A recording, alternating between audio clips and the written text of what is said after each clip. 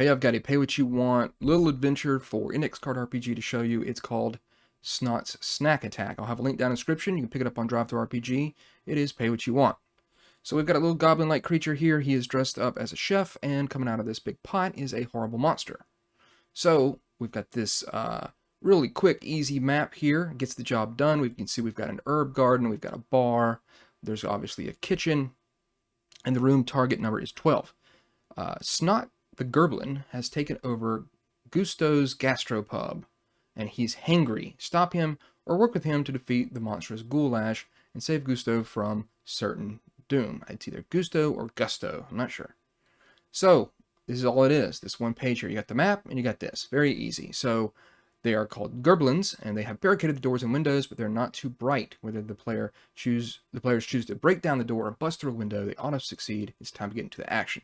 So you're going to have the dining hall here. The left side of the map here, as you can see, a bucket full of soapy water, mop water has spilt across the floor. You have to roll decks or slip and fall. Getting back up takes an action. You can jump across the tables to avoid slippery suds. There's two Gerblins that shoot bows at the players from behind an overturned table. At the far end of the room, you can see them there. Ranged weapon attacks against the Gerblins are hard while they remain behind cover. The bar contains a large barrel of ale, D6 bottles of whiskey, and other assorted spirits, as well as a mop bucket, bar rags, and various empty flagons. And then you've got the herb garden. Pretty cool little thing here.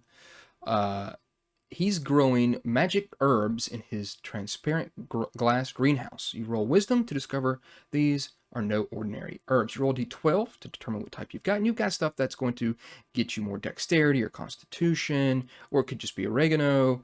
It's going to slow time around you. Take another turn this round. That's pretty cool. More charisma, more wisdom, more strength, more intelligence. A dead-eye dillweed. Your next ranged weapon target roll is easy. And then this lovely lavender, shove this herb up your nose and avoid the effects of sickening stenches, which is going to help you because a sickening stench oozes from the door leading down to Gusto's kitchen. In 1d4 rounds, the smell becomes unbearable. Roll con or suffer hard rolls for the duration of the encounter. So that's going to make it tough. And then the door has been jammed shut by Snott. You need to roll strength or bust it down or attempt to open it with tools, weapons, or other efforts before the stench becomes unbearable. So once you get into the kitchen, the Goulash is going to burst from a massive stock pot sitting atop a raging furnace and attacks any creature in the kitchen. So there are a bunch of pots, pans, and knives in the northernmost wall. If they look for something, 1 to 3 they get something, 4 to 6 they don't. Snott is running in a circle and flailing his arms like an idiot, screaming in terror at the monster he has created. So you can convince him to join you with a charisma roll to right his wrongs. On a success, he tells the players that he hogtied Gusto and threw him into the walk-in freezer before dumping every ingredient he could find into the pot, accidentally conjuring the Goulash. On a failure, Snott attempts to flee. So here's all the stats for the Goulash. Pretty nasty creature. It's got weapon, bam weapon, boiling point, missing ingredient. It can pretty much, it says, creatures that suffer 10 plus damage in a single round are consumed by the Goulash. That's detrimental to you. And it says, seconds please, the Goulash gains 1 heart as an action. Can only be used once per encounter, so it's going to get a little bit more life back. Then it's going to explain a little bit what it looks like. The Goulash wants only to feed on anything or anyone that may balance its foul flavors because it's such a terrible concoction that Snott created.